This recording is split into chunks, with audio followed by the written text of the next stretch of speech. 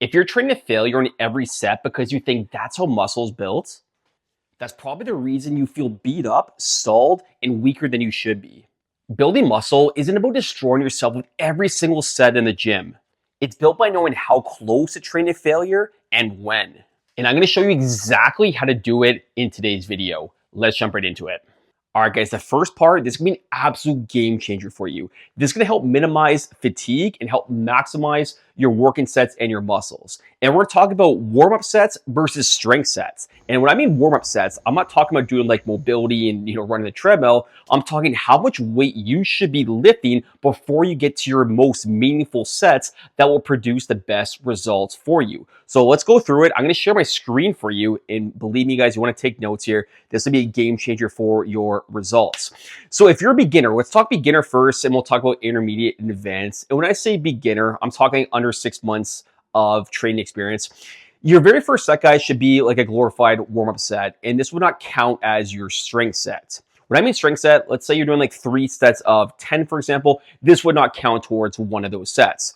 Your warm-up set, if you're a beginner, you want to use about 50% of the load that you're doing for the number of reps that you're doing. So let's say you plan on doing 100 pounds of barbell bench press for 10 reps, then you potentially do about 45 pounds the bar, just to kind of round up there, for 10 reps as your warm-up set. And then here's what you do. You take about a 60-second break, and then you do about 75% of the weight you're doing. So let's say you're doing 100-pound bench press. You do 75 pounds, so 75% of that, for, again, the prescribed reps. So this would be about 10 reps, for example, if you're doing 10 to 12. And then you get your working sets after that. So for the working sets, obviously that's kind of like where you're pushing harder and pushing potentially close to failure. We're going to talk about it later on in the video, so stay tuned for that. You don't want to miss out. But then you just kind of get, to your working sets, and you complete your 2 to 3 working sets there.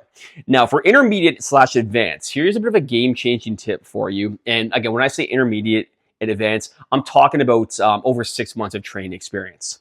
Your warm-up set, we want to minimize fatigue, guys, the best we can. So beginners, sometimes we've got to do a little more reps to kind of get the feel for the motion. But if we're intermediate advanced, we want to minimize how much fatigue we're placing on our body.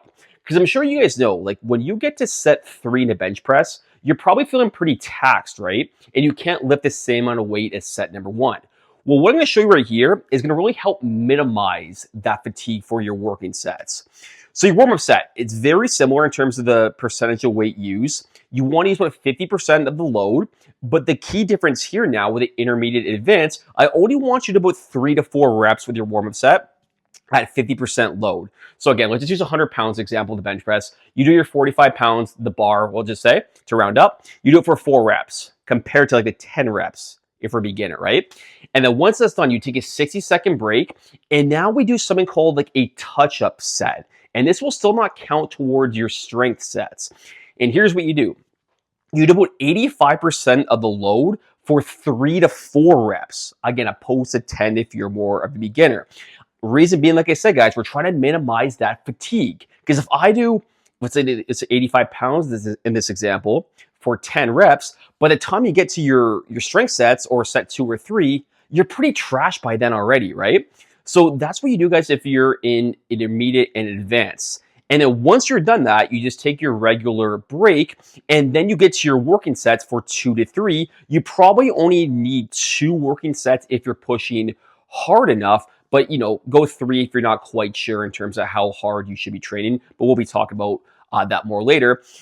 And the cool part about this, guys, you don't do this for every single exercise. So let's say you're doing 6 exercises in a workout. You wouldn't do this for all 6 exercises. You would probably do it for the first 2 that you're warmed up. And that way, you're primed, you're ready to go, and you're not spending hours in the gym, essentially. So do it for your very first 2 exercises, and then you can kind of taper off once you kind of feel warmed up.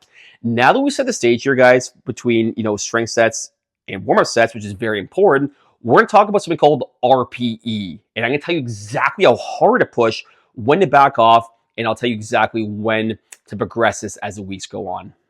All right, the very first thing that you have to understand here is something called RPE, so rate of perceived exertion. And it's a bit of a formula that you can use. And RPE, we want to kind of use between 1 to 10. So 10 would be basically training to failure, like you couldn't do any more reps if you were at gunpoint, and 1 would be the other end, like you could have done maybe 9, 10 more reps, like you can basically train infinitely. So let's say you have like an RPE of 7. So 7 is an RPE. That means you probably could have done about 3 more reps. If you have an RP of 8, you could have put in 2 more reps. If an RP of 9, you could have maybe 1 more. And then again, 10 is a true train to failure on the RPE scale here. So now that you get that, let's talk about how to progress it over the course of 4 to 5 weeks. That way you never basically, lose progress and you're always building momentum. All right, guys, you ready for it? So in week number 1 of your month, whether beginner, intermediate, advanced, you basically want an RPE of 6 to 7 in week number 1. So basically for all your sets, you could have done about 3 to 4 more reps if you were at gunpoint. Now, it doesn't have to be an exact science because obviously the third set, sometimes fatigue builds up and, it's a little more challenging that third set. But that's what you do for week number 1, month number 1. Let's say your new train cycle. More on that later. Week number 2, we want to progress it, right? We want to get to maybe an RP of like 7 to 8 now. So we're just pushing a little bit harder for week number 2. Week 3, we want an RP of around 8 to 9. So again, we're getting it's getting more challenging. We're pushing closer to failure, and we're really trying to push ourselves. Week 4 and week 5, I kind of lump this together. We want an RPE of around 9 to 10. Now, again, I say 9 to 10 because if you're doing like a deadlift or a squat or a barbell bench press, you probably don't want to take RPE 10, right? Because you don't want to be stuck in the bottom position, but you should be maxing out pretty good in terms of intensity for weeks 4 and 5.